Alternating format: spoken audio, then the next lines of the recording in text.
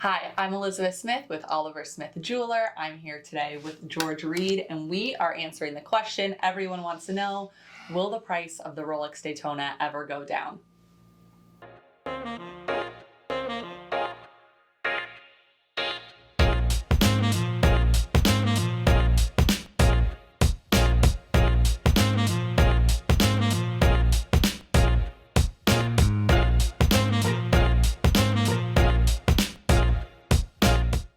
November 2020, we made a video together talking about the price of the Rolex Daytona. And why it was worth it. Exactly, and why the price was so high at the time. Yep. But let's take a look at what we said about a year and a half ago. Pre-owned, we are selling for $26,500. And I hope this video doesn't date ourselves because it might be more by the time you see this. Right.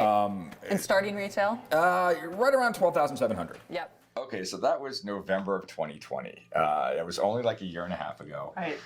And I told you that it was a really safe place to park 30K.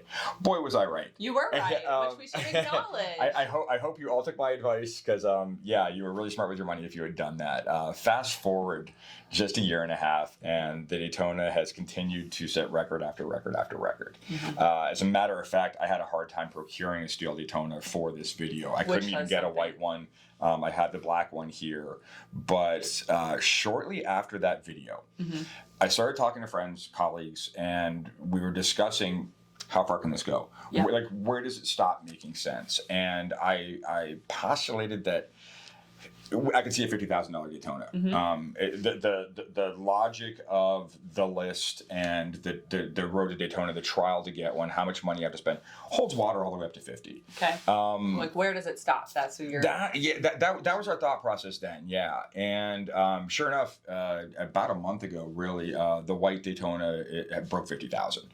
People are regularly asking 52, 54, which is a jaw-dropping amount. So now you think, all right, where's this going to stop? Is it going to go the other way? Will it ever go down? Short answer is no. I think with each level, the 30,000, the 40,000, the 50,000, once that genie's out of the bottle, it's very, very hard to push it back in. Also, again, the logic still makes sense. Like I said, you can get a Daytona through normal means. Right now, a friend of mine who runs a Rolex boutique here is quoting clients 15 years to get one. 15 years. That's just not even realistic. Correct.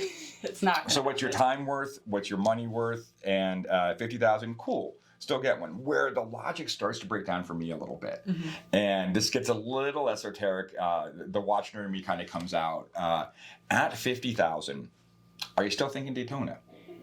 Right. You're into Royal Oaks at that point. You're into Vacherons. There's a whole nother world kind of opens up at the 50K point. And you're also kind of getting dangerously close to gold Daytonas. Right. And now you have to have the philosophical conversation with yourself, the art of the Alpha Predator, the stainless steel, versus the physical material of the gold. And what's more important to you and what's going to hold value over time. And that's up to you guys. That's up to you guys to decide. There's so much to think about, and I think that's why it's constantly a question for us in store, working with clients, constantly online, talking about this watch. Always talking about it, and will the price go down? So, and we had an interesting conversation yesterday about kind of the idea of parking your investments, parking your money. And this younger generation or millennial generation, I could say, embracing the concept of putting money and investments into things. It's a hard asset, when things get too roller coaster in the stock market, we tend to find, we call it the flight towards hard assets. And usually that'd be gold and diamonds, jewelry traditionally. And is there a generation coming up right now that finally respects watches like I do, and this is their hard asset? I'd like to think so. I think it's a fascinating concept. I think we're seeing it. I think this millennial generation or younger generation cares about brands and recognizes that the value that holds. And I think the price of the Rolex Daytona is that reflective of it. Absolutely. I would agree with that 100%. And even in my entire career, and I've been doing this for a few, this has been the best investment as far as watches go. In my entire career, this has only gone up or plateaued. I think I might even mention that in the last video, but that's still held true. Maybe a slight slip in 2008-9, but that was just because, like everything, a few more came on the market. Guys were willing to sell it at that price point, and at 50, will we see that again? I mean, how much is, if you got it for 14,000 and you're going to come in and see a guy like me, I'm going to make you a really healthy offer on your watch to try to get it off your wrist. So we'll see. But thanks for watching the original video. That was one of our most popular.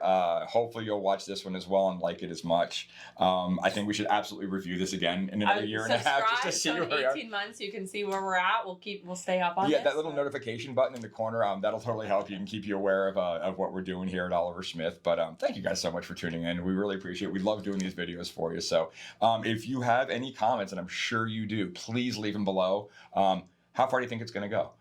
What's your top for a white Daytona? We'd love to hear it. Thanks for watching.